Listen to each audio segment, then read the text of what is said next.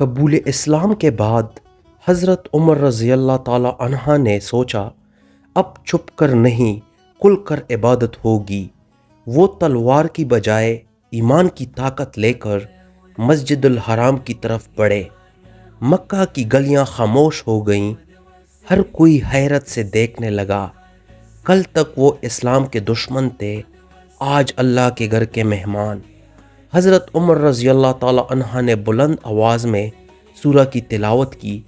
ہر لفظ، ہر آیت دل کو ہلا دینے والی طاقت رکھتا تھا۔ مشرکین کے چہرے خوف اور حیرت سے بھر گئے۔ یہ اعلان تھا کہ اسلام اب کمزور نہیں بلکہ مضبوط ہو چکا ہے۔ حضرت عمر رضی اللہ تعالیٰ عنہ نے دعا کی، اے اللہ مجھے اسلام کی خدمت کا موقع دے۔ یہ لمحہ مکہ کی تاریخ کا وہ موڑ تھا جہاں ایمان نے خوف کو شکست دی۔